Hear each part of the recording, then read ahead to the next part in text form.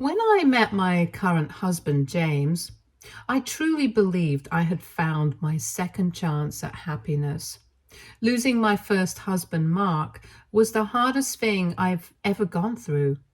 He wasn't just my husband, he was my high school sweetheart, my best friend, and the person I thought I'd grow old with. But all of it came crashing down 3 years ago when he died in a car accident.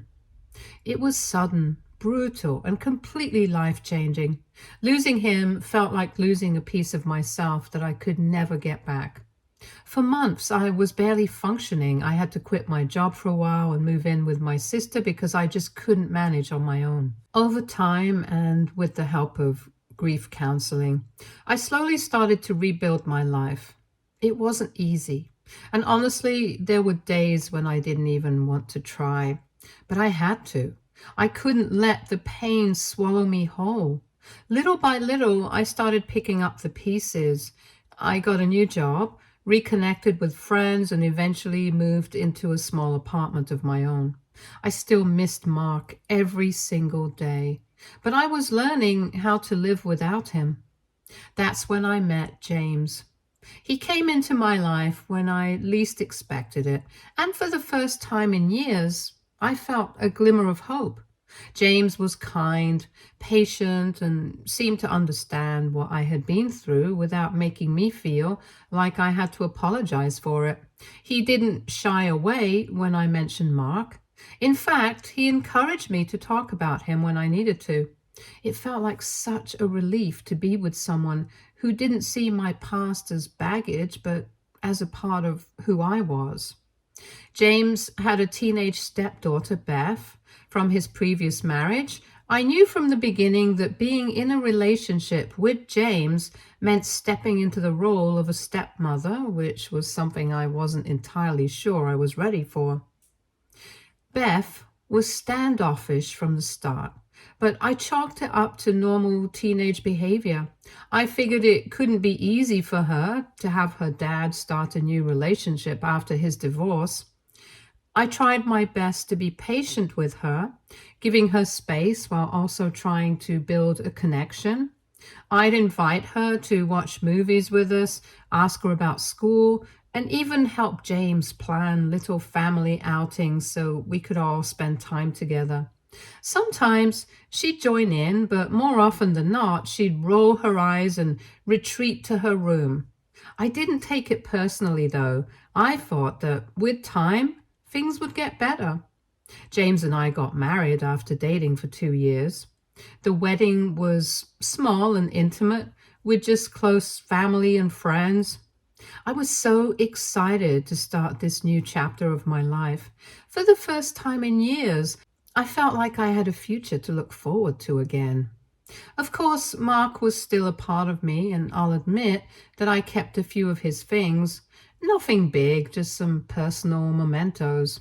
A photo album filled with memories of our life together, a couple of his favorite books that he'd read over and over, and a watch he had given me on one of our anniversaries. These items weren't out on display for everyone to see. They were tucked away in a drawer in my office, a private place, where I could keep those memories safe. To me, they weren't a sign that I was clinging to the past. They were just small pieces of a life that had shaped me into who I was, reminders of the love and lessons that had made me the person James fell in love with. The first day of our married life was supposed to be filled with excitement and hope, but instead it turned into one of the most heartbreaking days I've ever experienced. We'd just gotten back from a short getaway, a little trip to celebrate the wedding and ease into our new life together. Everything felt normal until I realized something was missing. I had a small wooden box where I kept a few precious things from my first husband, Mark. It wasn't flashy or anything that stood out, just a simple box with some of his favorite books, handwritten letters we'd exchanged, his wedding ring, and a watch his dad had passed down to him. There was also a collection of photographs from our years together, some candid shots, some from our wedding day, and even a few Polaroids we'd taken during lazy weekends. That box was my lifeline to the memories I had of Mark. It wasn't about holding on to the past in an unhealthy way. It was more about cherishing a part of my life that had shaped me. I kept it tucked away in my office drawer, out of sight but within reach for the rare moments when I wanted to revisit those memories. At first, I thought I'd misplaced it during the move. I started looking everywhere, closets, drawers, even the storage boxes we hadn't unpacked yet. But then, as I walked into the living room, I saw Beth sitting on the floor. She was surrounded by torn up photographs, ripped pages from Mark's books, and shattered pieces of the vintage watch. The sight hit me like a truck. For a moment, I couldn't even process what I was looking at. I'm not proud of how I reacted. I yelled. I demanded to know why she would do something so cruel, and her response, "You don't need him anymore. You have my dad now." I was stunned. It wasn't just the destruction of the items that hurt. It was the implication that my grief, my memories, and my past didn't matter. I grounded her on the spot, taking away her phone and restricting her to her room except for school and meals. I needed time to process what had just happened, and honestly, I needed James to back me up. When James came home, I was still shaken. I explained everything to him, expecting him to be as horrified as I was. I mean, this was his daughter, but surely he would understand how much this had hurt me. Instead, his reaction was calm, too calm. He said something that left me speechless. He suggested this might have been a test of my emotional availability for Beth, a way to see how I'd handle a difficult situation as her stepmother. A test? I couldn't believe what I was hearing. How could destroying something so deeply personal to me, something tied to the most painful experience of my life, be seen as a test? I asked him how he could possibly justify what Beth did, but he brushed it off, saying, "She's just a kid." I went radio silent after that. I didn't have the energy to argue anymore. I honestly thought James would come to his senses and apologize, but that didn't happen. And then I received the annulment papers. According to James, my reaction to Beth's actions proved I wasn't over my past. He claimed I wasn't ready to be a stepmother or fully commit to our family. I stared at the papers in disbelief. Less than a week into our marriage, and this was where we were? I don't know how the situation escalated so much. Am I in the wrong here? Should I have let the situation go instead of grounding Beth? Was it unreasonable for me to expect James to support me in this? Part of me feels like I failed as a stepmother, but another part wonders if this marriage was doomed from the start. How could I have handled this differently? Or was I set up to fail all along? Update 1. Whoa, guys, I really didn't expect this many responses to my post. First of all, thank you to everyone who took the time to share your thoughts.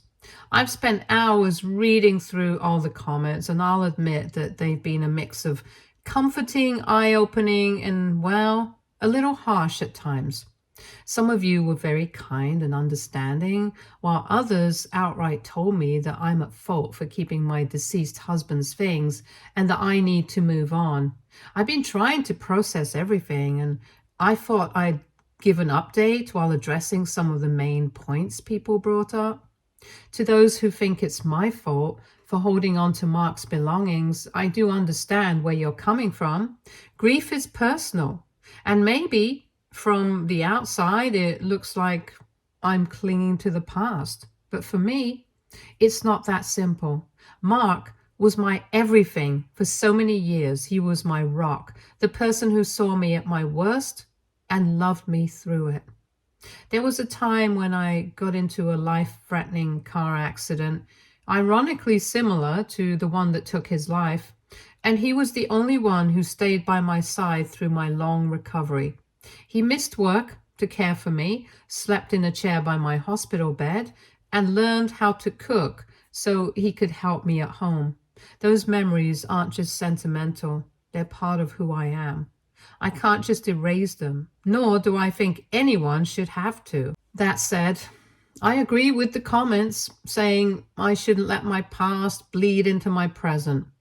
When I met James, I genuinely believed I was ready to start a new chapter. I fell in love with him for who he is, and I was prepared to dedicate my life to building a future with him and Beth. They became my family, and I took that role seriously. But James also knew from the very beginning that my past with Mark wouldn't disappear. I was upfront about my grief and the small ways I chose to honor Mark's memory. He told me he understood and accepted it. That's why this whole situation feels so unfair. It's not like I talked about Mark all the time or compared James to him. In fact, I avoided bringing Mark into conversations unless James specifically asked about my past. I thought we had an understanding, but clearly James felt differently. One thing I deeply regret is how I reacted to Beth. She's a teenager, and teenagers do impulsive things. I can see now that yelling at her wasn't the best way to handle the situation. I was overwhelmed with emotion, hurt, anger, disbelief, but that doesn't excuse my behavior. She's a child, and in hindsight, I should have taken a step back and tried to talk to her calmly. She's not the one to blame for how this situation escalated. Yes, what she did was wrong, but I'm the adult, and I could have handled it better. If I had approached her differently, maybe things wouldn't have spiraled the way they did. What's really eating at me, though, is the fact that James felt the need to test me. That's what hurts the most. I never gave him any reason to doubt my commitment to him or Beth. As I said, I almost never brought Mark up unless James initiated the conversation, and I kept Mark's things tucked away in a drawer, not out in the open for everyone to see. So why did he feel like he needed to test me? And why involve Beth in such a hurtful way? It feels manipulative and calculated, and I'm struggling to understand how someone who claimed to love me could do something like that.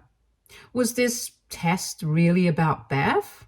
Or was it James's way of masking his own insecurities? Not much has happened since I left. I've moved out because obviously I can't stay in a house with a husband who's trying to annul our marriage. I'm staying with a close friend who's been incredibly supportive through all of this. The last few days have been a lot to handle. I'm angry, hurt, and confused. But there's also a small part of me that keeps wondering if this is all just one big misunderstanding. Maybe James and I are both reacting from a place of pain and miscommunication. Maybe this marriage could still be saved if we both put in the effort. I feel so torn.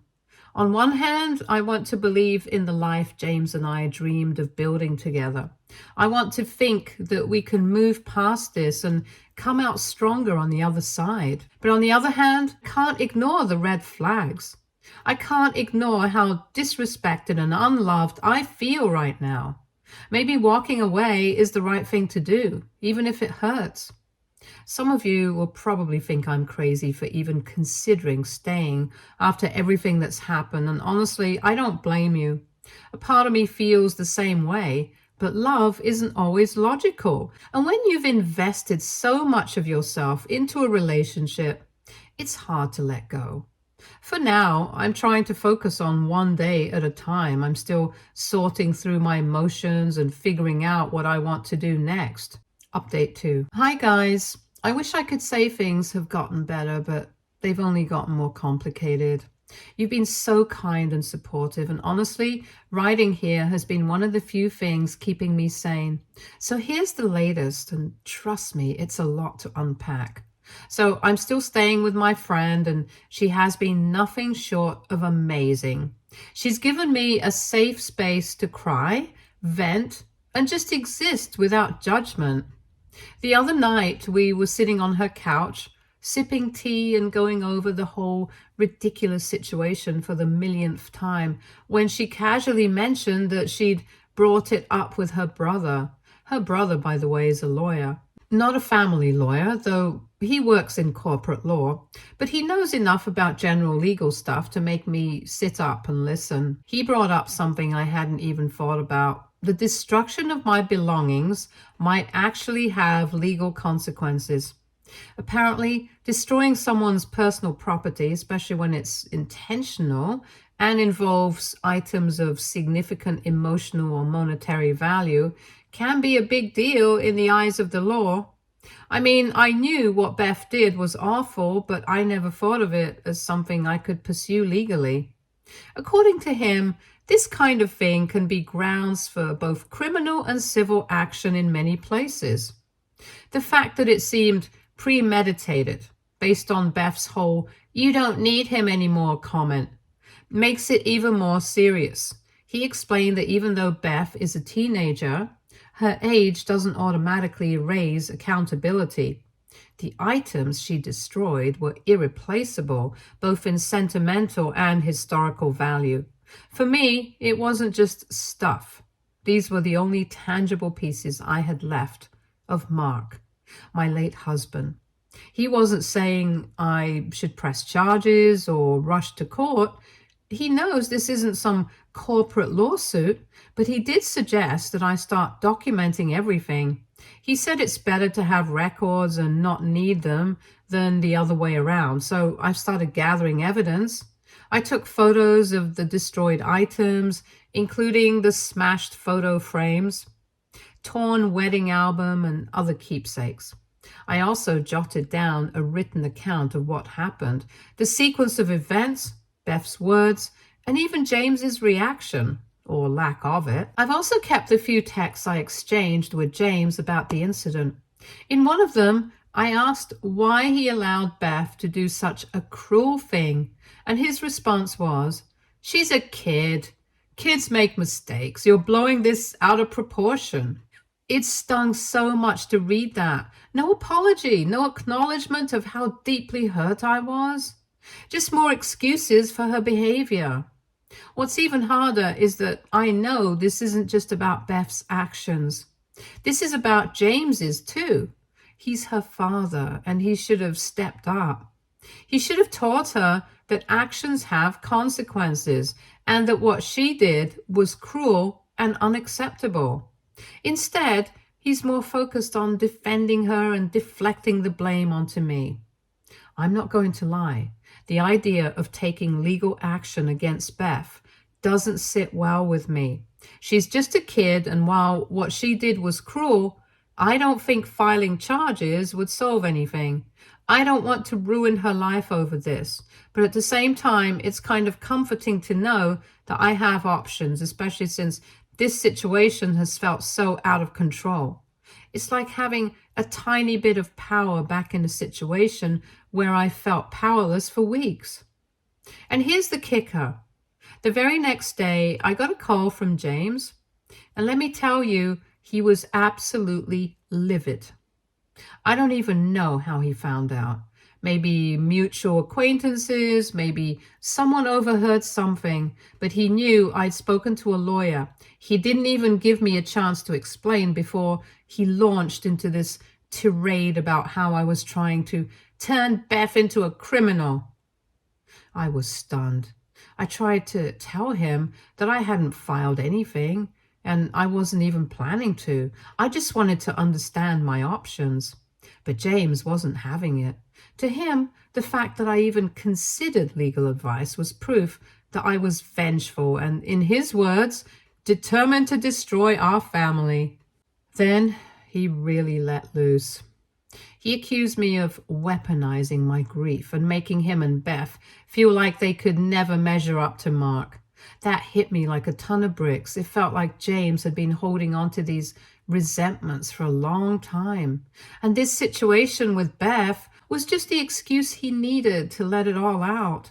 I tried to stay calm and explain my side, but he wasn't interested. He kept framing everything as my fault, keeping Mark's belongings, reacting too harshly to Beth, and even seeking legal advice. By the end of the call, I was in tears, and he was angrier than ever. He ended the conversation by threatening to push the annulment through as quickly as possible if I didn't drop what he called the legal nonsense. After he hung up, I just sat there, stunned. How did it come to this? I've been bending over backwards trying to be understanding and see things from his perspective. But it feels like he's not willing to do the same for me. Instead of working through this together, he's treating me like the enemy. It's heartbreaking because despite everything, I still love him. You don't just stop loving someone overnight, no matter how hurt you are. My friend's brother has been encouraging me to document everything. Photos of the damage, notes on the conversations, and even screenshots of messages I've received from mutual friends and family. He's also suggested mediation as a potential solution. The idea of sitting down with James and Beth in a neutral setting to try and work through this is appealing in theory, but honestly, I'm not sure James would even agree to it. Right now, he seems more interested in proving his point than in finding a way forward. To make matters even messier, I've started receiving messages from mutual friends and even some of James's family members. Most of them are trying to stay neutral, but a few have made it clear they're on his side. One of his sisters sent me a long message basically saying that I should have let go of Mark completely when I decided to marry James. She called Mark's belongings relics and accused me of disrespecting my new family by holding on to them. I haven't responded yet because I genuinely don't know what to say. On one hand, I get that she's being loyal to her brother, but on the other hand, her words really hurt. The more I think about it, the more I realize this isn't just about Beth, Mark, or even James. It's about respect. Respect for each other's pasts, boundaries, and feelings. I thought I was building a future with James that honored where we both came from. Instead, it feels like he wanted me to erase my past completely to fit into his version of a perfect family. That's not fair, and it's not realistic. I've been spending a lot of time reflecting on everything, and I'm starting to wonder if this marriage was doomed from the start. James and I come from such different places, and maybe we weren't as ready for this as we thought. I'm still trying to keep an open mind about mediation, but I'm also preparing myself for the possibility that this marriage might truly be over. Thank you again for all your support and advice. It means more to me than I can put into words. Update 3. Hi everyone. This is most probably my final update. It's been a tough few days, but I finally made a decision. After 2 days of pure torture, going over every detail in my mind and wondering if there was a way to salvage this, I've decided to move ahead with the annulment. This isn't a choice I made lightly. For 2 days, I barely slept. I replayed every conversation, every argument, and every moment that led to this point. I kept asking myself if I could somehow salvage things with James, if there was a chance to rebuild what we'd broken. But every time I thought about it, I came back to the same conclusion. I deserve better. In the end, I filed my own annulment, citing mental cruelty. Honestly, that was one of the hardest things I've ever had to do. Never in my life did I imagine being in this situation, standing in a courthouse, essentially declaring that the man I thought I'd spend my life with had been cruel to me. But it's the truth. What James put me through, the manipulation, the lack of support, and the way he turned everything into a test of my love, was emotionally exhausting. It felt like I was constantly walking on eggshells trying to prove my worth. And in the end, it just broke me. Many of you suggested I file a lawsuit against James or even Beth for the destruction of my belongings, but I've decided not to go down that path. Beth is just a teenager, a bratty, entitled teenager, sure, but still a kid. This mess isn't her fault. It's James's. He's the adult. He's the one who should have stepped in and set boundaries, taught his daughter empathy, and made sure our relationship was built on mutual respect. Instead, he allowed her behavior to spiral and then used it as some kind of twisted test to see if I was worthy of being part of their family. As I was going through all of this, something surprising happened. I decided to reach out to James's ex-wife, Beth's mom. I was desperate for answers, trying to make sense of why James was the way he was and if this pattern of control and manipulation was something new or deeply ingrained. I didn't know what to expect, but what she told me completely floored me. James's ex-wife shared that this wasn't the first time he'd behaved this way. According to her, this was a well-established pattern. She told me about how when Beth was very little, their marriage fell apart because of James's obsessive need for control. He monitored her every move, questioning her decisions constantly, and made her feel like she was never good enough. She said she often felt like she was being tested, like her worth as a wife and mother was constantly under scrutiny. Sound familiar? What's even worse is how their divorce played out. She told me that James fought her tooth and nail, not just for custody of Beth, but to completely cut her out of their lives. He managed to get full custody, and she wasn't even allowed regular visitation. She's barely been in Beth's life since. Hearing this broke my heart for her and for Beth. It also made me realize that this wasn't a one-time issue. This is who James is. He's a man who thrives on control and manipulation, and he's willing to hurt the people closest to him to maintain that power. After hearing her side of the story, so many things clicked into place. James's behavior with Beth, the way he enabled her entitlement and encouraged her to push boundaries, wasn't just bad parenting. It was another form of control. He created a dynamic where Beth felt untouchable, and anyone who challenged that was the enemy. I realized I was never going to win in that situation because the rules were rigged against me from the start. And then, just when I thought I'd heard it all, something else unexpected happened. Today, I received a text from an unknown number. At first, I thought it might be spam, but when I opened it, my heart stopped for a second. It was Beth. The text was short and simple. "I'm sorry." That's it. No explanation, no follow-up, just those 3 words. It hit me like a ton of bricks.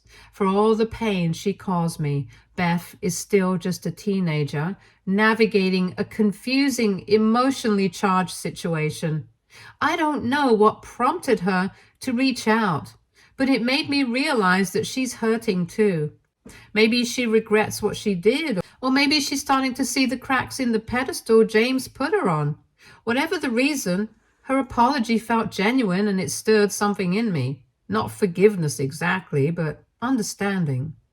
I took a deep breath and replied, "I'm sorry too, Beth. Take care of yourself."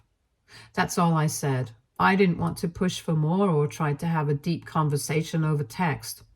I just wanted her to know that I don't hate her and that I wish her well despite everything. In a strange way, that brief exchange brought me some peace. It made me realize that no one in this situation came out unscathed. Not me, not James, and not Beth. We all have our own wounds to heal, and holding on to anger won't help anyone. I can't control what happens to James or Beth moving forward, but I can choose to let go and focus on myself. I can't lie, there's a tiny part of me that feels relief. It might sound cold, but I'm glad I found out who James really is now, instead of 5 or 10 years down the line. At least I'm not deeply entangled in a life with a man who sees love as something I need to constantly prove through tests and sacrifices. That's not a partnership. That's a performance. And I'm done performing. For now, I'm focusing on moving forward. I'm staying with my friend who has been my rock through all of this. I've started seeing a therapist again, not just to work through the grief of losing Mark, but also to process everything that happened with James. I want to make sure I go into my next chapter stronger, wiser, and more certain of what I want and deserve. I've also started journaling. It's something my therapist suggested, and it's been surprisingly helpful. Writing down my thoughts and feelings has given me a sense of clarity I haven't felt in a long time. It's helped me recognize patterns, not just in my relationships, but in myself. I've realized that I have a tendency to put others' needs above my own, to the point where I lose sight of what I want and need. That's something I'm working on changing. And then there's the future. It's scary to think about starting over, but it's also exciting. I've been toying with the idea of taking a solo trip somewhere, maybe to a place I've always wanted to visit, but never had the chance. It feels symbolic in a way, a fresh start just for me. I don't know where I'll go yet, but the thought of it fills me with a sense of hope I haven't felt in a long time. To those of you who've been following my story and offering support, I can't thank you enough. Your words have kept me grounded during some of the darkest moments. I've read every comment, every message, and every piece of advice, and it's helped me more than I can say. You reminded me that I'm not alone, even when I felt like the walls were closing in. I know this isn't the happy ending I was hoping for, but maybe it's the one I need. Sometimes walking away is the bravest thing you can do. It's not easy, and it's not without pain, but it's necessary. I'm learning to see this not as a failure, but as a new beginning, a chance to rebuild, to rediscover myself, and to create a life that feels authentic and fulfilling. Thank you for being here for me. Here's to new beginnings. Stay tuned for more stories from our girl relationships.